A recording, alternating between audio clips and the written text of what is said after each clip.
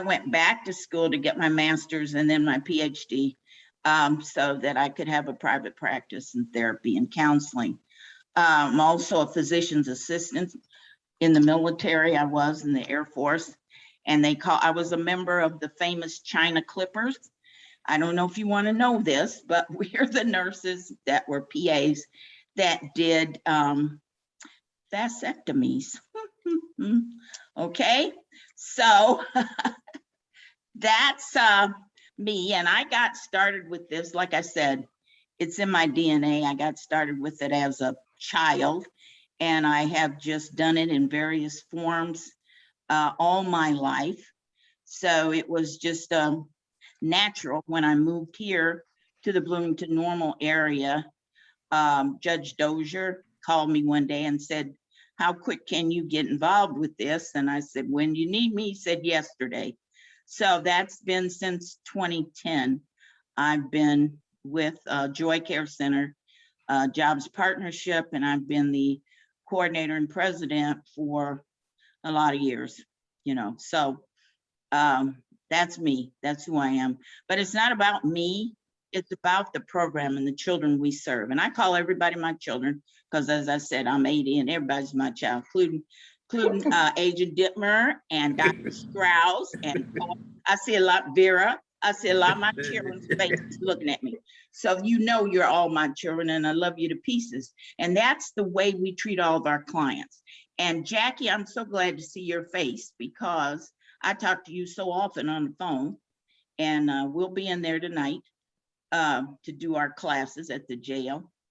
But anyhow, our program is one big family, okay? What we do and how we do it is a family type atmosphere. We are listed as a program that helps returning citizens from prison and helping folks who are unemployed, underemployed, and hard to employ. So that's anybody, and with the pandemic, the past year, there's been a whole bunch more of them folks coming around, okay? So we provide, first of all, we provide love and a connection, a family connection. And, excuse me? Oh, there's Gaynette. Hi there. I talked to you on the phone too, Gaynette. Niecy, you're Niecy's cousin. Yes, I am, Miss Michelle. Yes, you are, Mama. That's right. Anyhow, we provide housing, jobs, food, clothing, transportation, classes, groups, whatever it takes to keep a person moving forward. And that's why our program since 2010, we've had almost 2,300 children in our program, and we've only lost 20 of them back to the Department of Corrections. That's unheard of, but that's what love can do. And our program is faith-based, but we're not coming with Bibles, beating people over the head or making them, memorize verses from the Bible, quote prayers and that kind of thing, because folks are interested in what we can do for them. They don't care about the title. They don't care how long you've been to school. They care about what you can do for them, how you can help them, and how you feel about them. Every one of my children knows they're my children. They can show up at my door, and several of them have, at 2 a.m. if they need a place to sleep. They can call me if they need a meal, if they need a ride. We get all of our folks employed. We don't have that. When we sign them in, we tell them we have zero tolerance to drugs, alcohol, and foolishness.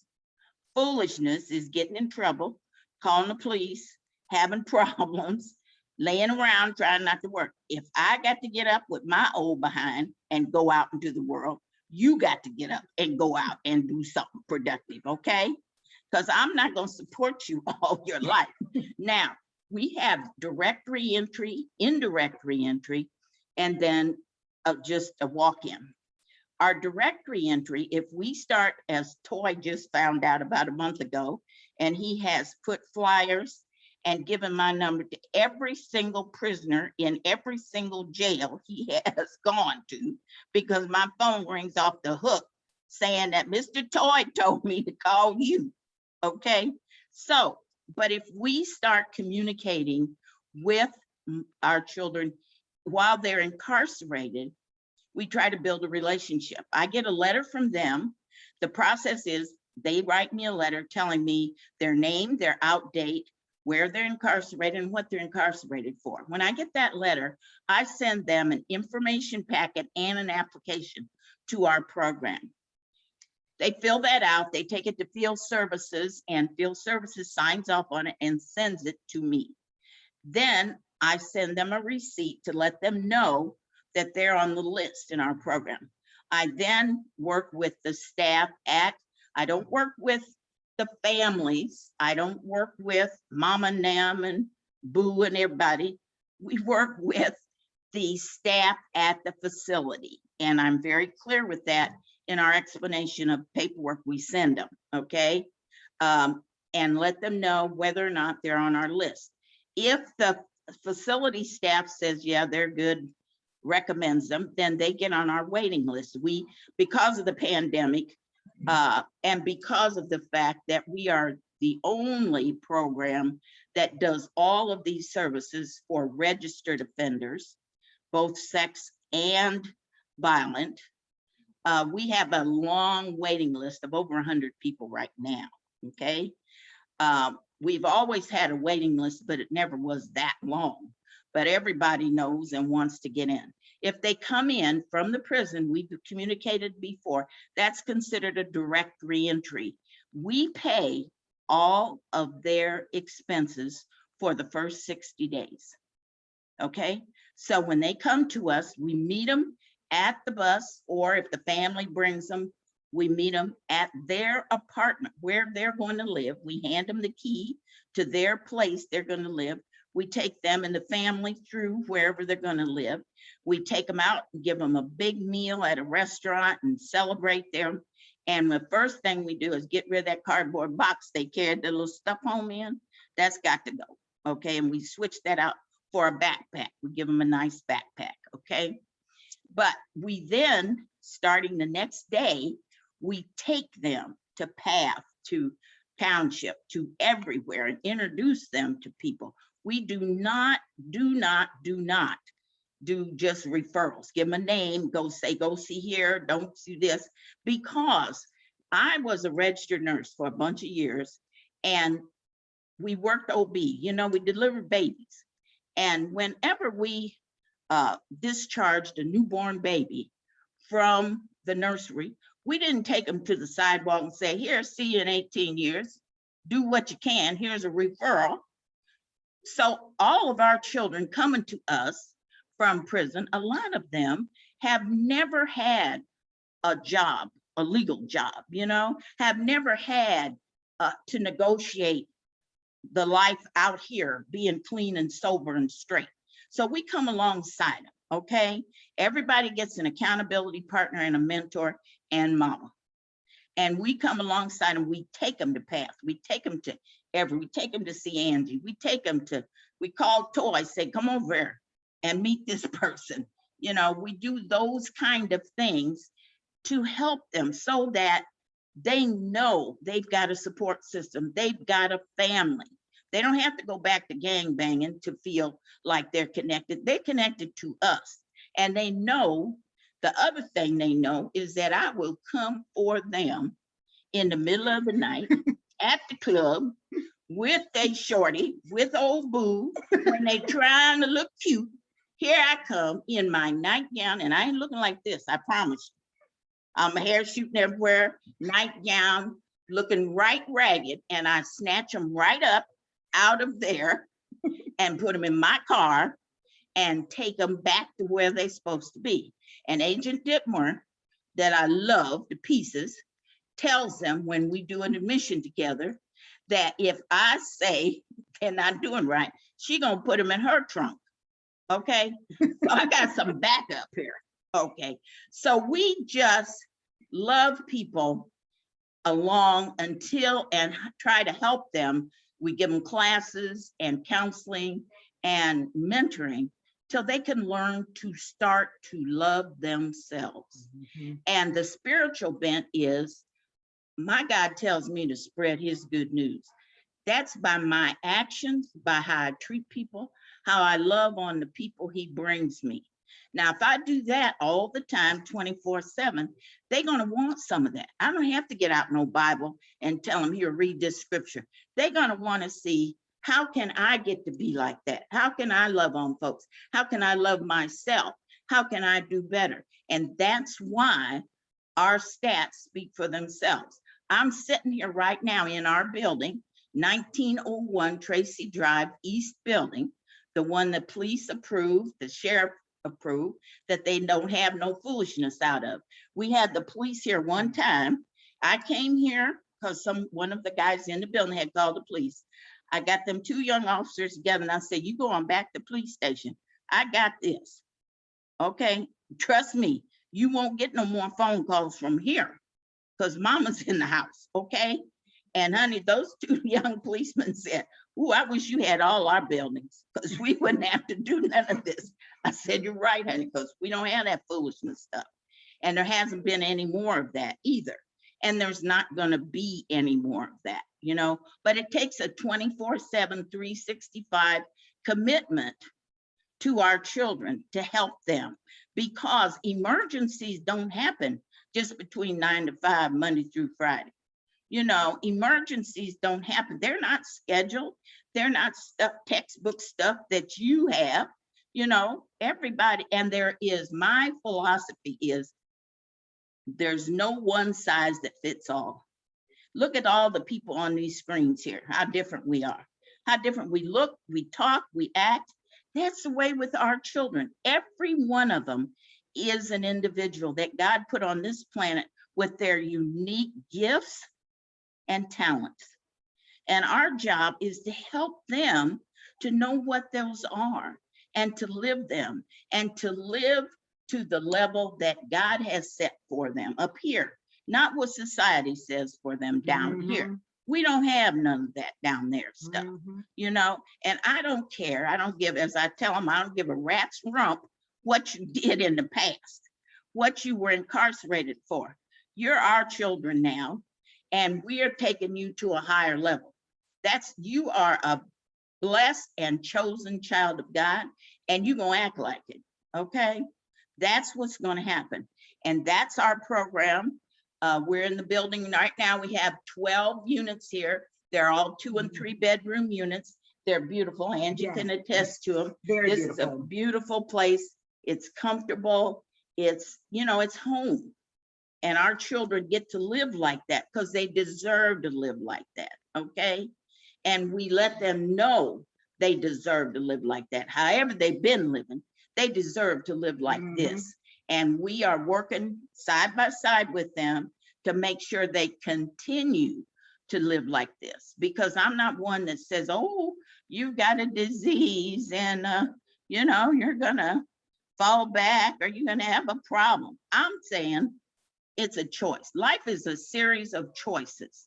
You know, when anybody started the first day of school, when they said, every one of us had our first day of school when we were little bitty.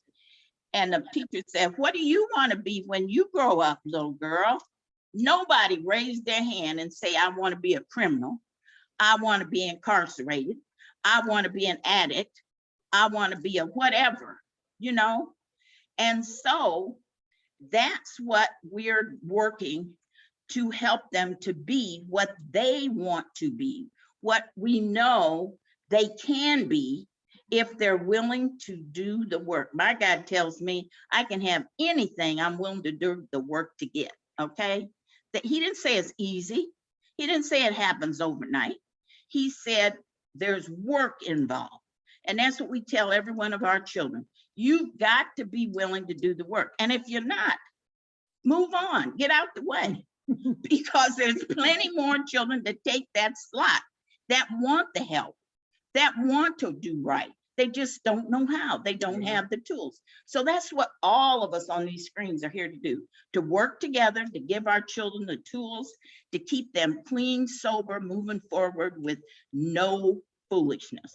And, I wish I could take you around and have you meet some of my children. I have children who started their own businesses and are successful. And later on today, I'm going to show one of them a house that the couple's going to buy, their first home to own. All that kind of stuff happens if you love them and you stick with them, and you understand that you are the student, not the teacher. We are the students, because not one of us, well, maybe one of us have, but most of us have never lived one day in that lifestyle that our children are coming from. Yet we tell them they have to do this, that, and the other thing to live the lifestyle we're living, okay? So they don't have the tools. A lot of them don't have the tools. They've never known how to do it right and legally and straight and whatever. So we need to come alongside them, show them, not just talk to them or refer them, but like the kids say, I can show you better than I can tell you. That's what we have to do. We have to show them.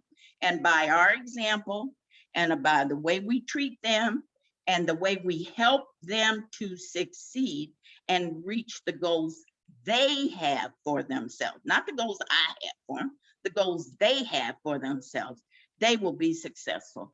And honey, I can take you around any day. If you got a day, come with me and meet my children that are successful, because every one of them are. And if they're not, they're gonna have to come chat with me, okay? That's just how it is. That's how simple it is. So anybody that knows me, anybody that knows our program, or if you don't know, ask me questions, but all of you who know me and work with me know that this is what you get. This is the good news is it don't get no worse than this, but the bad news is it don't get no better. This is it, okay? This is what you get when I come. So questions, anybody got questions, need more explanation? How do you refer? What do you want to know? Well, Michelle, thank you for, I mean, Mother Michelle, I always appreciate your passion. I had an opportunity to spend a lot of time with you in the last month. And like she said, Mother Michelle said that I didn't know I've been in Bloomington for a long time, and I knew Joy Care was there, and I knew they had a job partnership program, but I didn't know a lot of the other things they were doing when it comes to people, men and women that's facing life struggles, whether in a community or coming outside the prison. So Michelle, I want to thank you for that. If you have any questions, I do have a question. Okay. And I hopefully this can open up the doors for others to ask questions. I know there's a waiting list you have regarding housing. So what if an individual come home from prison, or they're already in the community facing life struggles? Would you accept them in, just a referral to find out? All, yes, we accept them. And we do take care of emergencies. We have, well, there's some of you are on the line right now that have called me and say, I have this guy or I have this person that this has happened to, and they need this, that, and the other thing. Bring them to me. Call me, that's all you got to do is call, because we'll figure out a way to help them. So Michelle, A question. Can anybody hear me? Go ahead. Hi. Regarding the housing for people who have been recently released, does the federal government discriminate against them, saying because of their background, they're not eligible for federal housing or state housing, anything like that? Yes, they do. Okay. And they can't live in public housing. But as far as, the police department, the city manager, everybody locally, I have negotiated with them about my children. I put my neck on the line for every one of them, so that I say, if I'm going to watch them, and parole loves us, don't you, Dittmer? Parole loves us because they know we're going to see them every day. We're going to watch them closely, closer than they can ever watch them, okay? And there's, the Bloomington Police Department, the county sheriff's office, the city managers, the mayor, all have, I've had meetings and chats. The meetings are better than chats. They don't want no chats, okay? But I've had meetings and chats with all of them to kind of help loosen some of those restrictions so that if they're in our property, they're under our care and we can vouch for them. Okay. And so there's not the issues that they've had, okay? Did that answer your question, honey? Yes, ma'am, it did. Thank you, Miss Michelle. Okay. How you doing, Miss Michelle? It's really good seeing you and hearing your voice. I just love everything that you do. I just wanted to say that. Now, again, back with the waiting list, I know that we can just kind of call you or whatever, but how fast does that waiting list typically go? And if we have someone that isn't in an emergency, and I know we should still refer them over, like what do we do with them? Like, do we still direct them over there to you or? You call me. Okay, so still direct them And to I will you. tell you, like I said, no one size fits all. So Yeah. we've got other agencies we work with. We're looking all the time at new properties to expand to. And in fact, I'm looking at 2 more properties today. So that'll give us like 8 more rooms for folks. We're reorganizing our house here because we have 12 2- and 3-bedroom unit apartments. And if we shuffle things properly, we can house about 15 to 20 people in this building. So that gives us a lot more housing and helps to get people off our waiting list and get them settled in. Does that answer your question? Yes, ma'am. Thank Okay. you. And I want you to know that your cousin Nisi, her and B, I'm the president of their fan club, okay? Those 2 saved my bacon during the pandemic. I love them children to pieces, okay? And they know that, Yes, ma'am. okay? They speak highly of you as well. So thank you for all that you do. Okay, anybody else? Yes, Corey And then Susan. and Susan. What services are available for the people while they are on the waiting list? Because I'm assuming All of our services except housing. And we will Fabulous. work to get them in some type of safe housing while they're waiting to move into their own place, okay? We have other folks we work with that, and I've taken folks home with me. Don't you tell nobody. But I've taken folks home with me and had them live in that 3rd bedroom, until I could get them a bed somewhere else. We put them in a hotel. So Pardon you're me? providing them, like you're taking them around all the resource places you mentioned, like taking them to PATH and taking them to. Yes, yes. Okay. And that happens for everybody? I mean, do you really have enough staff that you can meet all the needs of what comes at you? Do you see this picture of me right here? I do. And All I'm of my very staff, impressed. all of my staff wears this headdress. That's all my staff right there. And my sister, and Nisi and B, and 2 other volunteers that I can count on. That's the staff, okay? Wow. So we are always looking for more help, of Okay, course. okay. But we interview the help because we want to make sure you got the passion. I don't care nothing about the degrees. I care about the passion and the love you have, okay? What your mindset is, because if you nutty, I don't want you around my children making them more nutty, okay? But and that sounds crude, but that's just me. But I'm saying to you that there's not a big staff. And the other thing is we're an all volunteer agency. Impressive. Not one Very impressive. person gets 1 penny.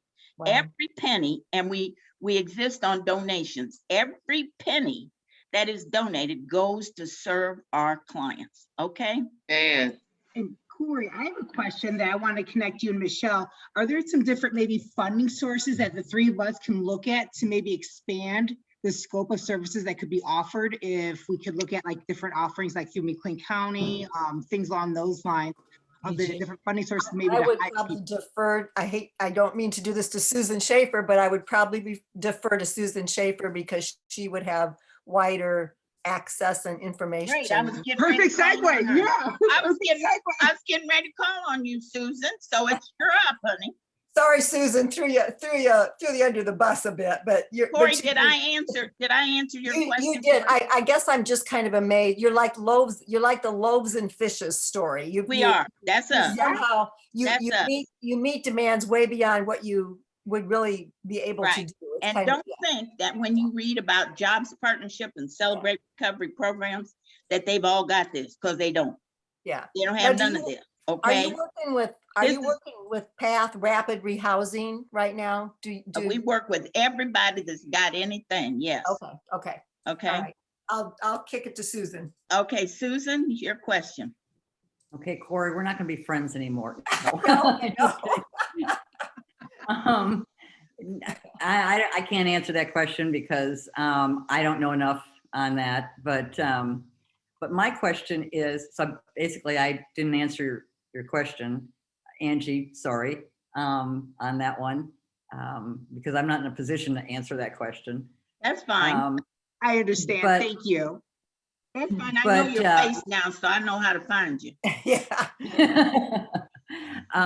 My question is that I know when you were talking about housing discrimination from, federal and whatnot, is that my understanding is that there's only really two things that prevent anyone who to be in public housing is like meth or sex offenders. And those are federal restrictions, but all the other restrictions are local. And so because housing is such an issue for stability for anyone. And how much have you worked recently with Bloomington Housing Authority on this topic? A lot. Because I think that maybe if it's presented better, or not better, but continually, and maybe have some reinforcement too on some of the things that I'm working on, that maybe that some of those things can be lifted in some cases. So I guess that's my question. I'm sorry I was late. I was in another meeting and then I have That's another okay. meeting. Are you with Bloomington Housing? No, I'm on the county board. Okay. Well, if you point me to somebody that's on Bloomington Housing, or you're good, you'll work, you're on the county board and they know you. So we'll go together and work on helping them to, because they know that they're supposed to do certain things, okay? But everybody doesn't do what they're supposed to do. They will give you all kind of runaround and all kind of stories and all kind of reasons why they can't do whatever at the point you need it done. But that doesn't mean you give up or you quit working. So I'll be in touch with you, Susan, if that's okay. And we'll talk a little bit about a new approach, okay? Yeah, that sounds good, because actually because I'm working on the update to the mental health action plan. And one of the things was a sequential intercept mapping workshop. And I know Joy Care was in that part on the reentry part of it. And so I'm gonna have to go back and review what that was and talk to some people about that. So I think that maybe we could be some help here. So it might not necessarily be money, but it might be some connections and Oh, that kind of thing. connections are good. Any service we can provide for my children, I'm in. Miss Michelle, is there anything that we would may be able to do? A lot of us may not know, but like, you're actually making it a lot easier for us to interact with our clients. You're making it a lot easier. Our numbers are gonna look a little bit better by you doing the advocacy and providing the support that you give. So is there anything that we can do as social service providers to assist you? I know you're volunteer based a lot. So is there anything that we may be able to do to help Joy Care kind of progress? Well, if I know what you do and that you really do it, hands-on, not research, then, if we develop a relationship, that's better for our children, because then I can bring them to you. And I've called you about a couple of our folks. I can bring them or call you and get them to you to help with that service provision piece. Okay, So- more questions. Wait a minute. Does that answer your question, Gaynette? Okay, Vera? And I see Amy's got a question too. I Vera? think my question was answered. My question was answered. Thank you. Okay, Amy? Amy? Your question? You're muted. Sorry, yeah, I'm trying to figure out how to get unmuted and, Okay, you're good now. I can hear you. okay. You said you can hear me? Yes, I can. Okay, so this is kind of a similar question to what Gaynette was asking, but different. And so I was thinking so like with the health department, we don't provide direct services. So we look more at like community collaborations, initiatives, like, and then we have some connections as far as like with lobbyists or legislature. So my question is more of, and it also fits into what Marlon was talking about during our last meeting about how there's so many policies and laws that create barriers for people to be successful, especially coming out of corrections or having a criminal background. Correct. Do you have any thoughts or suggestions as far as like systemic changes or laws or like things that for those that don't provide direct services that would be beneficial to the people that you're supporting? Oh, yeah, I have a lot of suggestions and thoughts and ideas and concrete evidence of what would work better, but that'll take too long for today. So if you will contact me, and everybody's got my phone number, it's 309-826-1715. Everybody in the prisons has it. Everybody in jails got it. Everybody at every agency's got it. And you don't hesitate to give my number to anybody that needs help. I'm not somebody that, it has to go through an agency or whatever. Anybody that's hurting, we want to help them. And we did put Michelle's number into the chat box. And I love the enthusiasm. For the sake of time, we're going to go ahead and turn it back over to Toy. But please reach out to Michelle with any questions or if you want to keep this conversation going. Dr. Strauss. Oh, Dr. Strauss. Dr. Strauss, you have a question?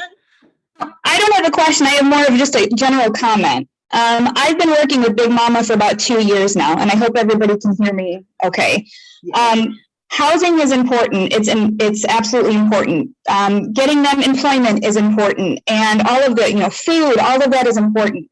But essentially, the most imperative, life-changing variable that Big Mama provides is unconditional love. And that has been for my clients that I selectively have asked her to participate with and service. That has been the most consistent variable that causes change. So if you get a client who is willing to, and they're going to test boundaries, they're going to test limits, they're going to push her, they're going to see how far they can and what they can get away with, but she knows how to handle that. And she knows how to work with the provider hand in hand. We constantly speak to each other and remain in communication. So the collaboration between Big Mama and providers, as well as the clients, it is imperative and it is life-changing that she's giving them unconditional love, because the majority of these offenders, their normal is unhealthy, and she provides them with a healthy normal. So all of these things that we've been talking about are absolutely important, and they are life-changing. But again, not to be redundant, but the most imperative is absolutely the type of relationship she develops with these offenders. Well, thank you for that, Dr. Strauss. And you know what helps me develop these relationships is the good people that God brings to me. And I'm telling you, he has brought me the creme de la creme with Dr. Strauss and with Agent Commander Dittmer. Two of my favorite people on this planet. Now, the rest of you are favorites too, but they're right up above, you see. So they are my #1 go-to folks, and I love them to pieces, and they get the job done. That's how come we can work together. They can call me anytime with any problem, and I'm in. Anything else? I think that's it. Well, Michelle, thank you. Mama Michelle, thank you for your, like I said, your passion, what you do. We brought you on here because I know a lot of people in the community don't know what you do. And part of us to push this reentry council, we need to know what each other do in the community, because it's going to take a village for us to make those changes when it comes to reentry. Correct. So that being said, I know Amy has some questions about systemic change, and I think Family Community Resource has some change about with housing. In our next segment, we're going to break out to breakout rooms. We're going to talk about that.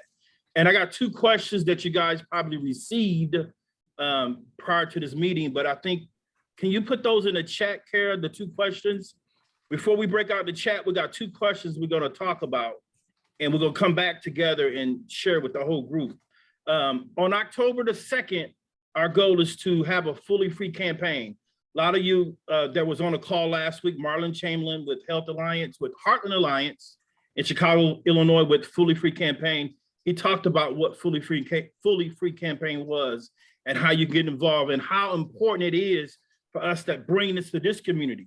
You know, a lot of people don't understand that when our men and women get out of prison, they continue to get punished for things that they already completed already, the prison sentence. So we're going to break out into sessions here, and we're going to have discussions about, I'm just going to just start. The first question is, how do you and your agency's values and mission with the Fully Campaign intersect with the Fully Free Campaign? Question 2 is, how can you and your agency do to assist with the Fully Free Campaign that we're going to have on October 2nd? So, Kara, if you want to go ahead and break us out, there will be a point person in your group that will be able to take notes and bring your notes back, and we'll have those discussions in about 20 minutes.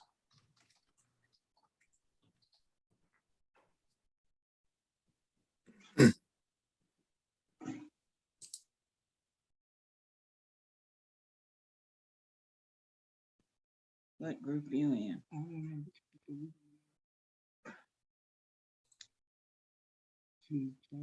I want to be in the room 3. So, But Angie, Okay. yeah, we're in here. We have a couple more participants, huh? Thank you for sharing, Big Mama. You're welcome, baby. And Vera's one of my #1 children too. So y'all know. She's been my child for a lot of years, haven't you, Vera? Yes, ma'am. Oh. Is this it for us? I think so. So my understanding is we're going to talk about what we can either as an individual or the agency we represent to what we can do to help push along the Fully Free campaign. And what that looks at, that was presented in our last meeting, but looking at how we can, basically people can stop paying for their crimes once they've done their time. How can they become fully free? And that's a campaign that we want to launch here in McLean County. And so with that being said, does anyone need any kind of refresher points from the Fully Free campaign? I do. This is Christine. I have no idea what you're talking about. This is my first meeting. So if we could. Yeah, no problem. I'm gonna pull that up. I've been kind of excited about it, and I don't do like a extremely good job at explaining it, but what I have been telling people about the Fully Free campaign is when people get out of prison or just have that in their background, we're like, well, they are free now, they're out of prison, or they made it off parole, but really they're really not free when they are trying to get that position at a job that they're well equipped to get. They can do the position, but they have a background and it blocks them. Or if they are trying to go get employment, they can do the job, but the background blocks them. And I've seen some of my clients get hired at a job, and then when the background check comes back, then they get fired from the job. It's just like so backwards to me. Or trying to get housing, and just so many barriers where they're not fully free? Well, Okay. you know, we experience this every day. And Mhm. so what I've done is we have over 70 employers here in the Bloomington Normal area that hire our clients. And I interview the employers and I let them know that all of our children, most of our children, because we're the only program that takes registered offenders, you know, sex and violent offenders. Mhm. And I let them know that they have a past. So that takes care of that right up front. And the way they do a background check is they call me so that when my child goes to them, fills out the application, they put on the application, they say, I've been incarcerated for X, Y, and Z. And then that employer calls me and says, they told me they did X, Y, and Z. I check my paperwork on their history and I say, yep, that's right. That's what they did. The employer say, okay, they come to work tomorrow. Okay. The other thing is when I go around to decision makers, policy makers, all those folks, I tell them two things. What if there was somebody in this world that kept a list of every mistake you ever made in your life, kept it on a long scroll.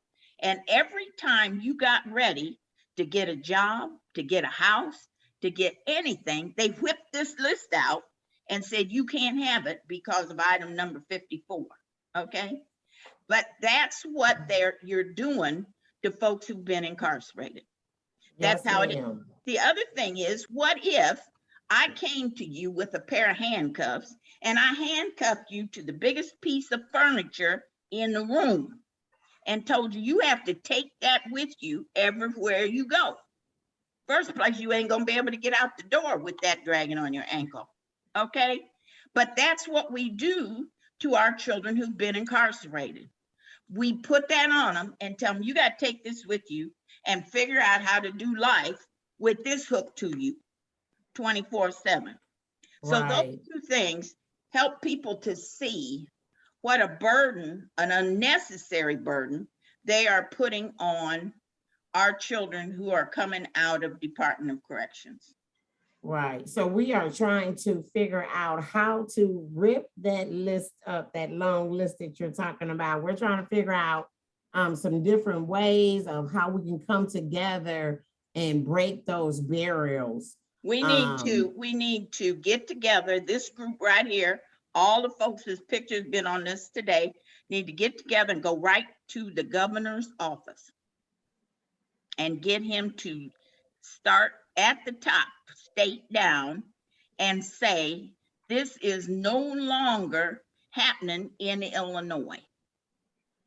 And if it's one or two things to make life better, you know, we get started with something, but we've got to get to the governor's office and the local decision makers, the county level, the state level, the county level, and the local level, the decision makers. And we do it in mass, in force, with our facts together and show them, you know, I ask everybody, what if it was your child, your daughter, your son, your brother, your sister, your father, your mother? Would you want them treated like this? No. Well, how come you can treat my children like this? You know, we got to bring it on home to them. So then Michelle was a good example of that, to bring it home, because we are all very passionate. Right. Well, everyone, that's why everyone's at this table right now. But what are some tangible things that, for instance, if we're going to go to the government office, and again, we want to be diplomatic, but like, what is something like the low-hanging fruits that you've come across that's like, okay, sex offenders, I understand, that's a whole Goliath. We don't want to come at them with everything. No, that's not a whole Goliath. Here's the thing. The first thing that has to happen with sex offenders, they need to, I think it's the state of Delaware. You can correct me if I'm wrong, Dittmer, but I think they have categories of sex offenders. So it's like a sex offender 2, 3, 4, whatever. So if there are 2, they got in trouble, date rape stuff, you know, kind of stuff. And if there are 4, they're a child molester or, you know, they murdered somebody in the sex offense kind of thing, so that everybody's not judged the same way, don't have the same restrictions. Okay. And so that's number one thing. That's a main thing that needs to be done right away with the registered offenders. Okay, so then maybe that's something that we can, as a group, operationally define. Okay, so we need to break down the brackets between the sex offenders, the first, second, third, fourth, and really separate those. You can't just put it all in one category. Right. So While maybe on, this is something that the group could do. I'm sorry, Commissioner. no problem. Commander, Parole does that already. they do? Yes, they have risk assessments done and they are leveled out based on that. Okay. Now, exactly what you're speaking of might not be, you're talking also not on parole though, correct? Yeah. That's And just on parole. yeah, and the offenders that you deal with me, Ms. Cook, the sex offenders in particular, you're dealing with some very high risk offenders, meaning, so what Commander Bittman's talking about, they're already assessed as a higher risk. So Ms. Cook is, you know, she's getting the cream of the crop. She's getting the highest risk offenders that I keep referring over to her. Right. Okay. Yes, but see, what happens is they may be assessed as that by parole, but when they come out here, they're treated as one big ball of wax.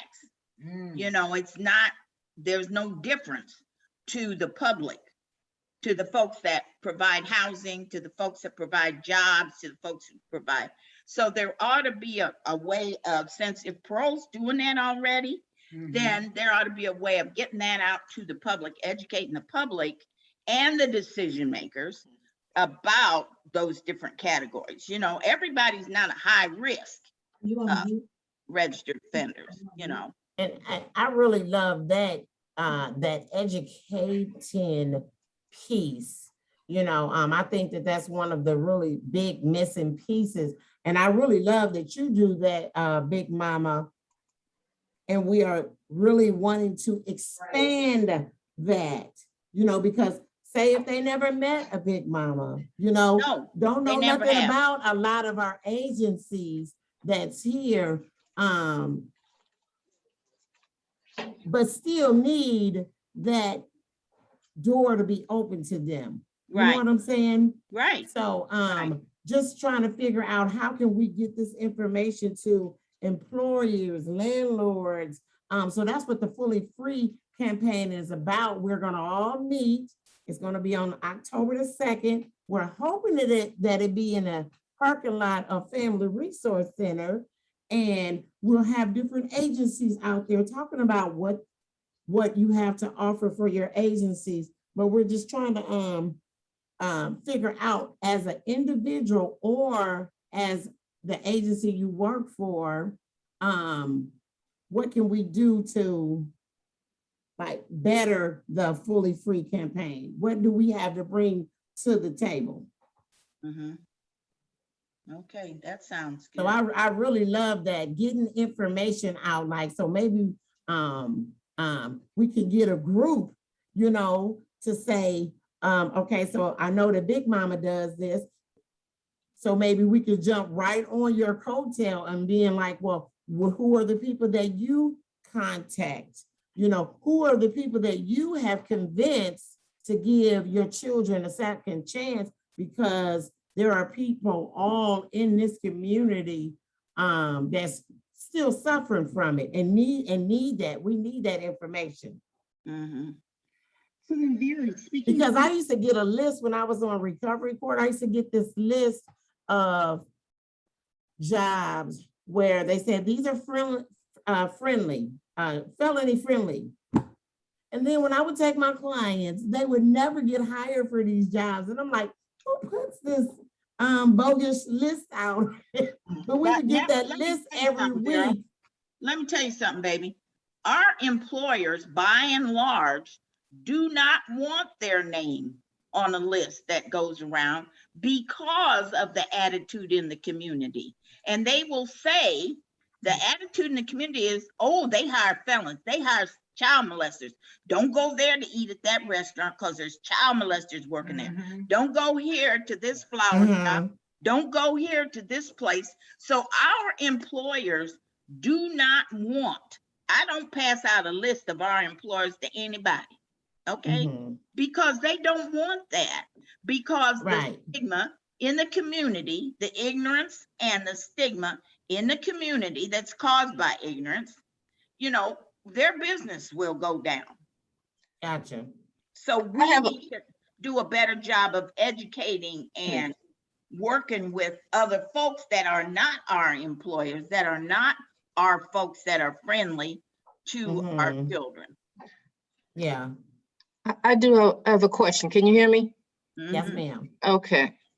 How do we address that stigma so that employers don't feel like hiring felons or people who are previously incarcerated is such an attachment in a negative way? How do we make that positive, saying, hey, Arby's, this person, that person, they believe in a second chance for our client, just clients all the time, for our community people?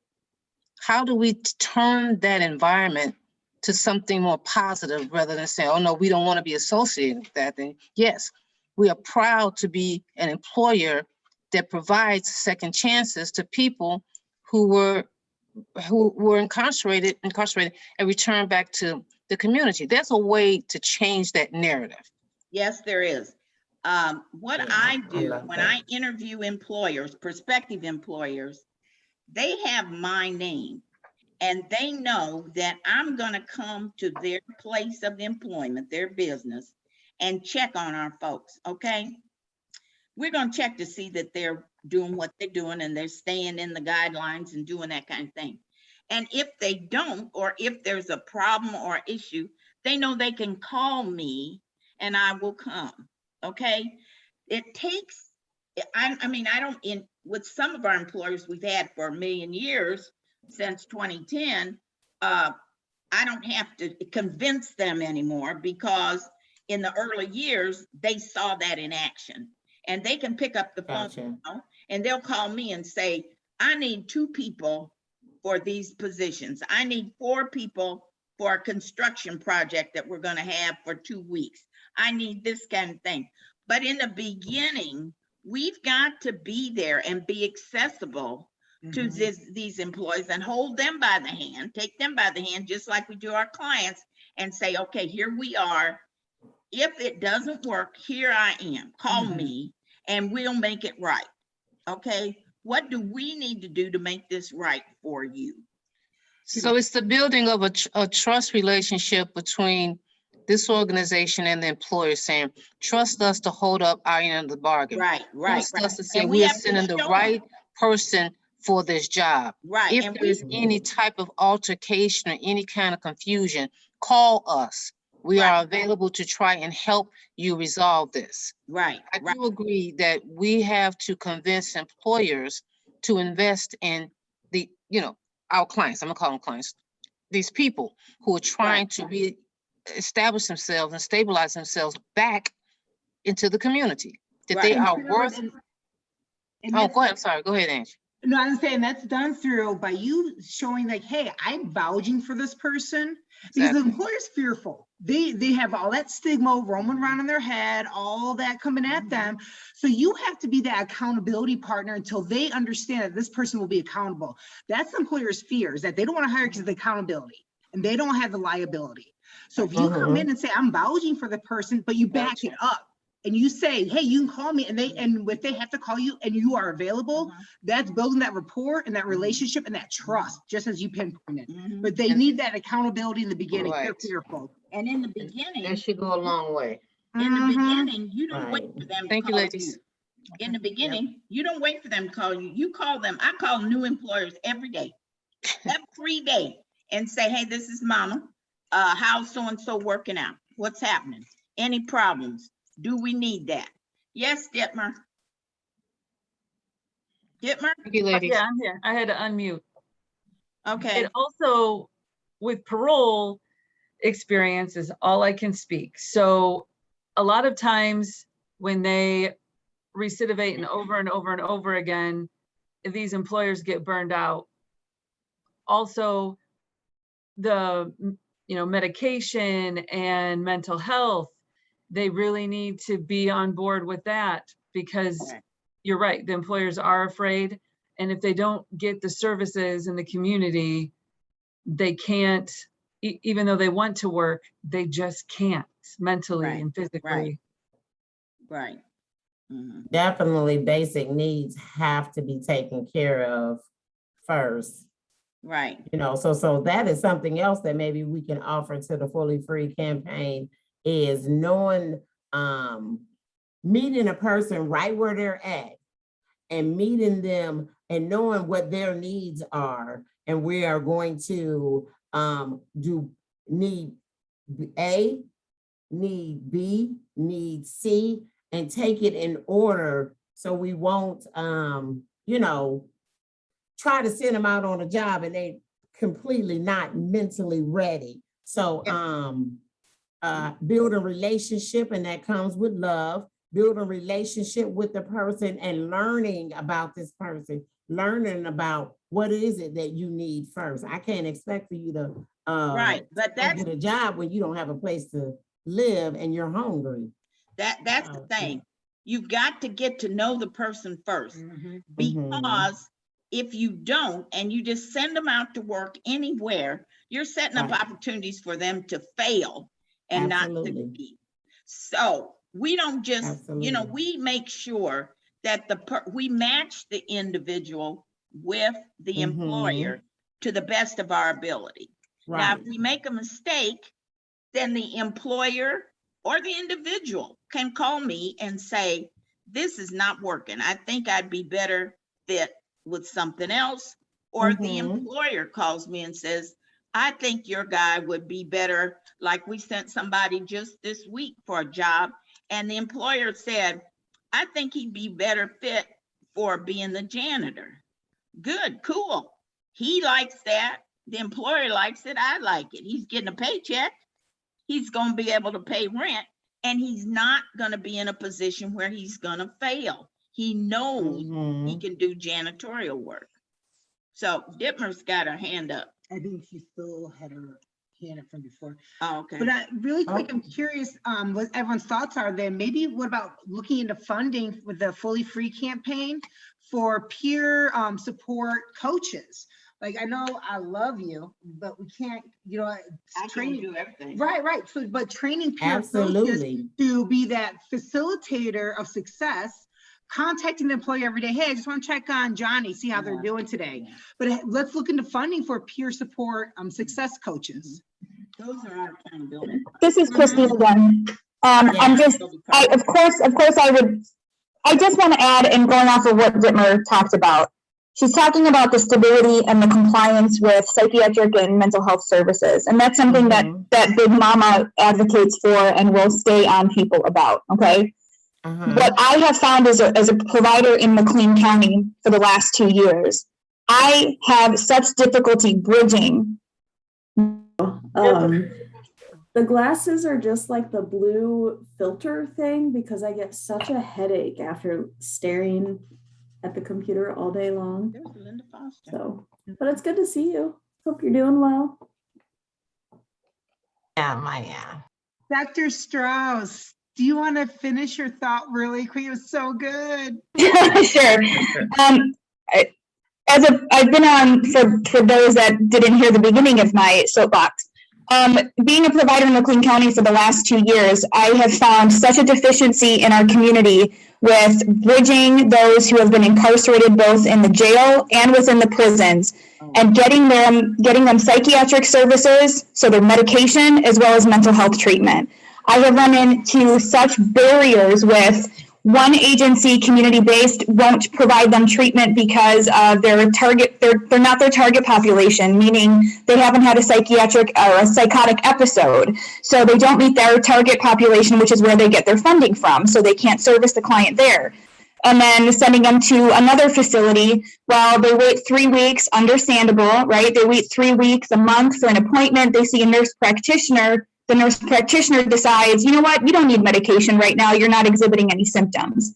So I've had numerous amounts of clients that I've attempted to refer for psychiatric services to maintain them on either the medication that they've been released with, so bridge their prescription and try to get their medication compliance continued, or noticing symptoms as a clinician that they need to get medication for and they're not getting the psychiatric services they needed.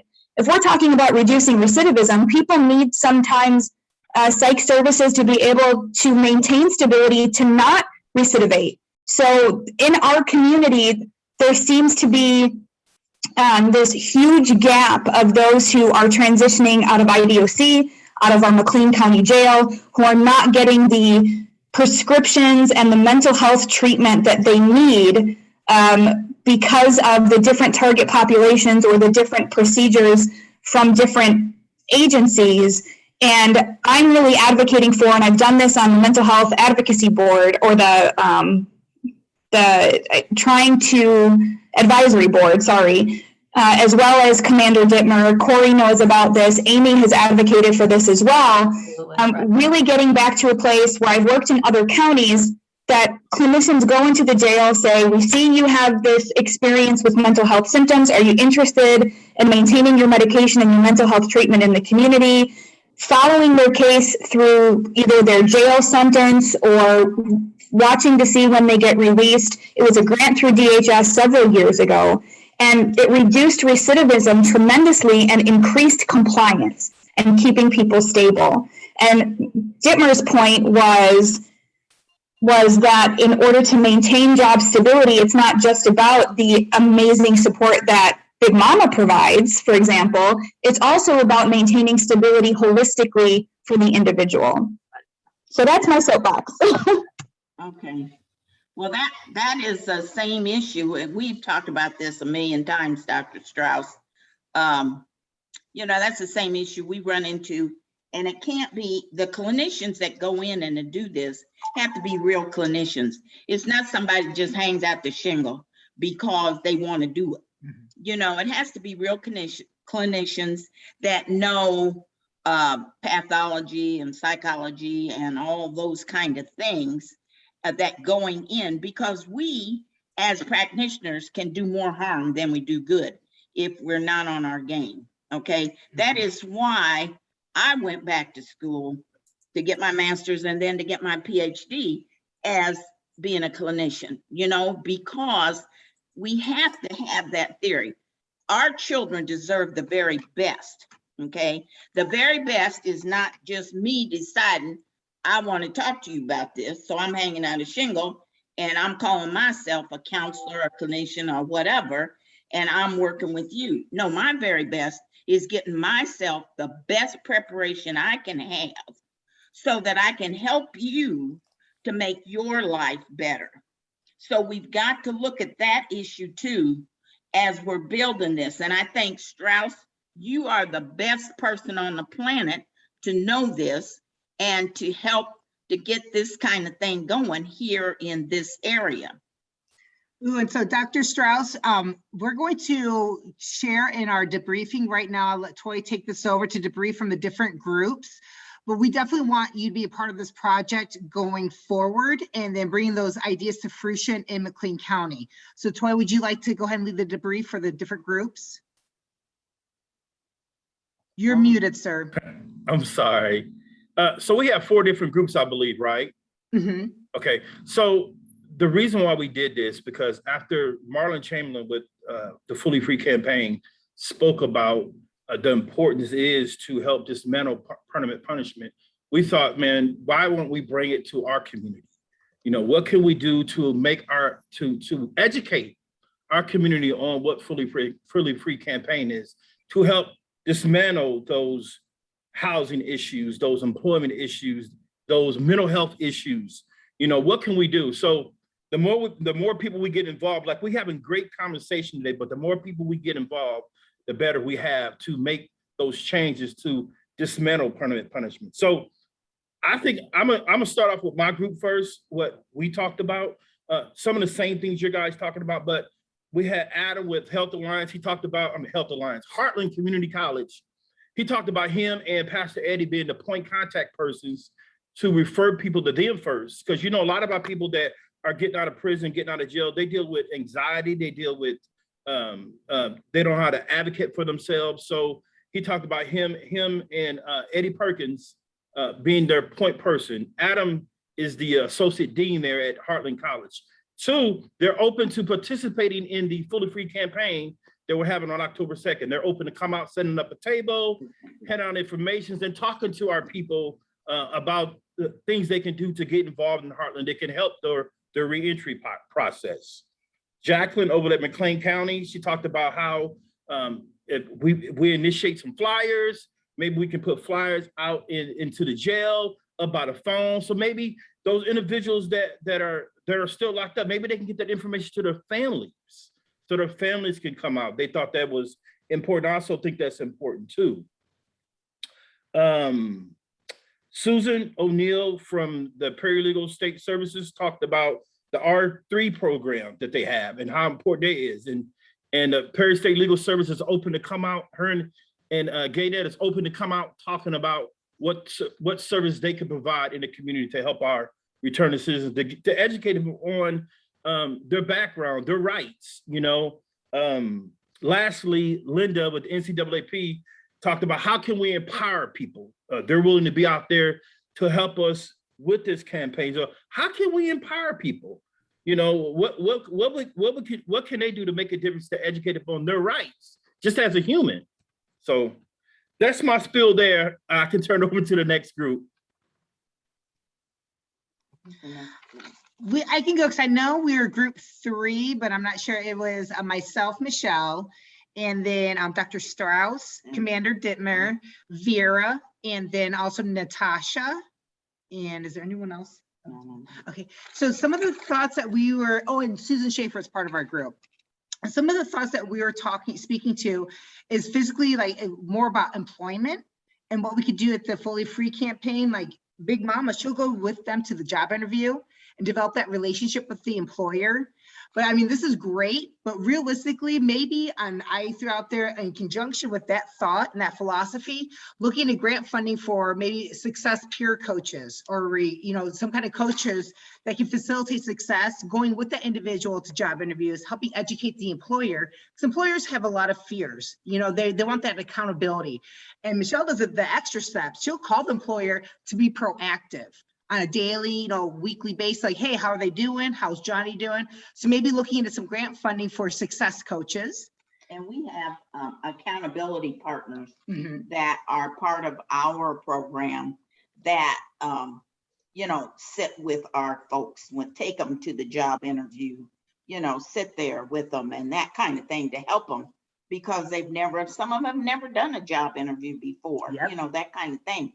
So instead of just referring them and me just calling the employer and saying, I'm sending Michelle Cook to you for a job, I do all those things, but also Angie comes with Michelle Cook at the time of the interview so that they feel empowered to ask the questions and that kind of thing. And Toy, to your point with having Eddie and Adam are awesome people and we need to have their involvement.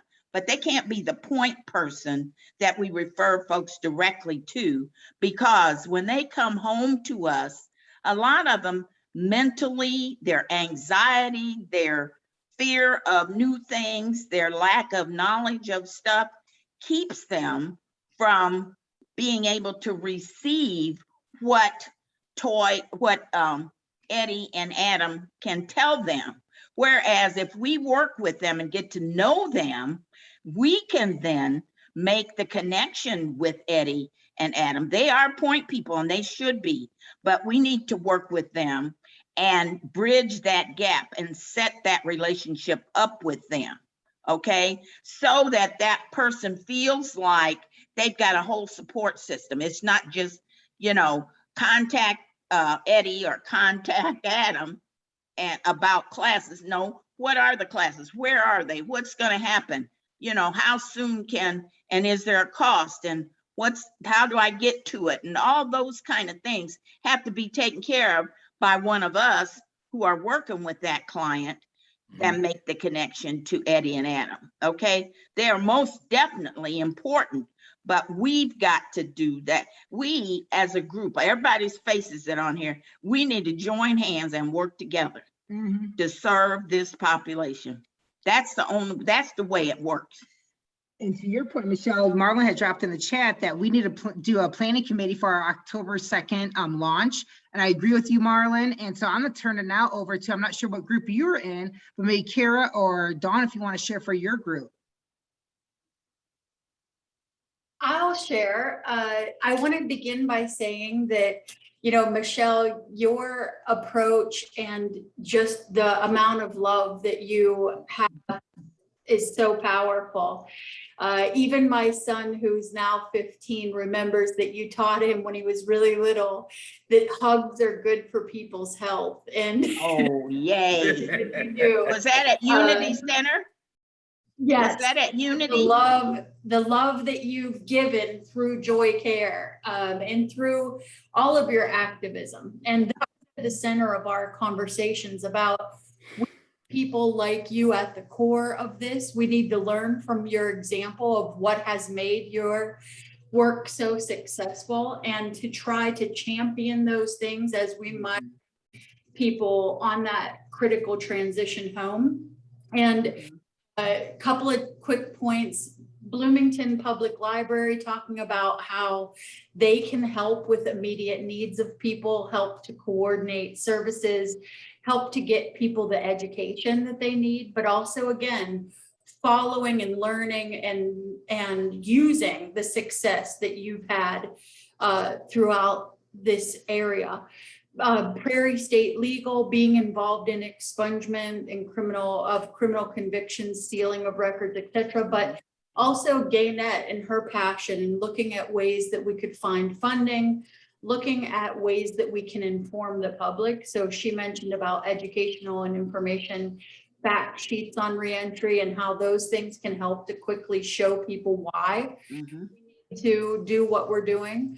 And Glenn mentioned that she's been attempting to contact Jackie Dozier so that she can understand more clearly from former Judge Dozier's experiences with housing and some of the obstacles that were faced with Joy Care early on in the process. And we've just, again, championed the work that you're doing and how you've been able to overcome some of those obstacles from the past, and your overall approach can carry us forward here. Okay. Who's trying to contact Jackie Dozier? That would be me. Rhonda Glenn mentioned that she was. Well, what I was doing, I was trying to call the prior attorneys, Judge Dozier and Jack Porter, but they're both deceased. So I'm going to the rest of the places and trying to dig out the files and see if we can learn from where they've been, what they did, and well, honey, you can call me because I've got all that info. Do you really? Yes. Wonderful. I'm still going to call Jackie back. I worked with Judge, in fact, Judge Dozier's wife and what's his name, Bill Herter's wife, called me the other woman. I spent more time with their husbands than they did. Well, then you're way ahead of me. You're way ahead of me. You call me, honey. We'll sit down and go through. I got paperwork from back when you was a twinkle in your daddy's eye. So I don't know about that part. Yeah. And to your point, I'm gonna send out a network of advocates, or Kara will, or one of us that has everyone's contact information, hopefully. And if I don't have your contact information to add to that sheet, if you're in this meeting right now, just send me an email, or Kara, or whomever you found out about this meeting from, send your contact information, and then we'll make sure that you're on that network of advocates so everyone can contact. I'll be adding Michelle and sending it out to the group. And Kara, I'll let you go and take it over. Sorry about that.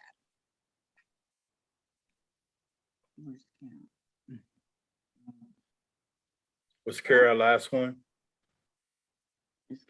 Or whomever's in Kara's group that wants to talk. Can I just say one thing? Yeah. Can I just say one thing in closing? We're talking about working together and getting our folks connected. You know, the most effective thing you can do is when you've got one of our children, one of my children in front of you, you pick up that phone and call, like you call Dawn, or you call Toy, or you call Linda, or you call whoever it is, while they're sitting there looking you in the mouth, and you make that connection with that individual. That means more to them than anything you can do. And then you can say, didn't I do that with you, Gaynette? I had my guy right there.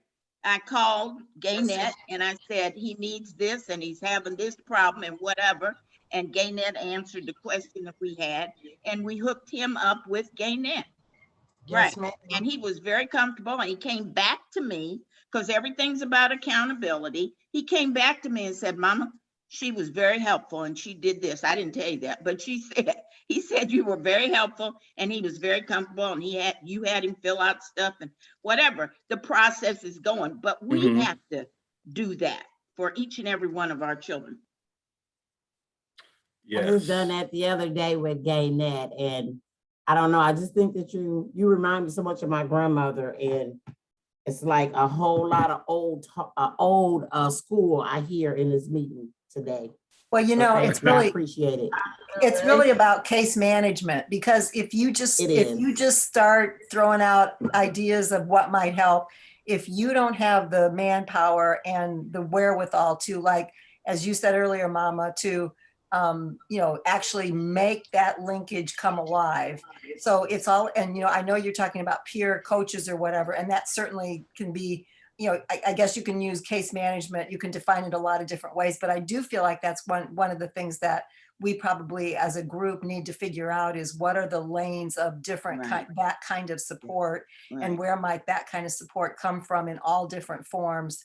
And then the whole idea too about, as I mentioned to Marlon in our small group, like if he can be so specific about the types of support he wants us to develop, and by category, by lane, because let's face it, while we all intersect, we all have lanes that we can actually have control over. And so the more specific that you can be about what exact supports are you looking for, then each of us can grab the ones that we actually might have some control over and do something. So, I'm asking for like a menu. Great idea. That would be incredibly helpful because, Awesome. Yeah. That's a great idea. So we're about at the end of our time. And I just want to thank everybody for coming on to here. We had great discussion. We're going to continue to have this discussion at our next meeting. But in the meantime, Marlon did put something in the box about building a committee for the Freely Free campaign. So if you want to be a part of the committee of the Freely campaign on October 2nd, shoot myself, Angie, Vera, or Kara email. We'd love for you to be a part of that. So just let us know. Like I said, this has been some great conversation. If you have not heard the Freely Free campaign, Angie, can you send a copy of the video out where Marlon spoke about the Freely Free campaign? Because there may be a few people. There may be a few people on here that have not heard the Freely Free campaign and don't know what it's about. But Marlon gave us a presentation last month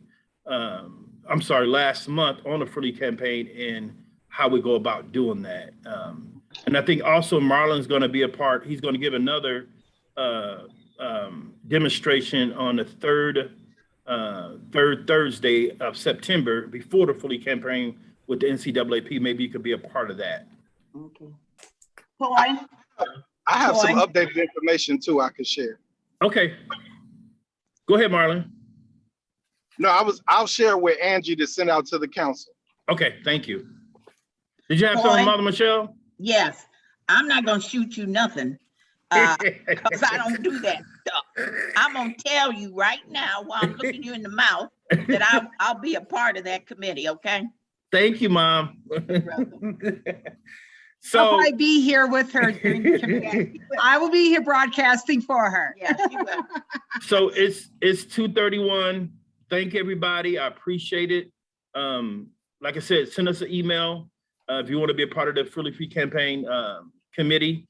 If not, we'll see you guys next month on the third Friday of September.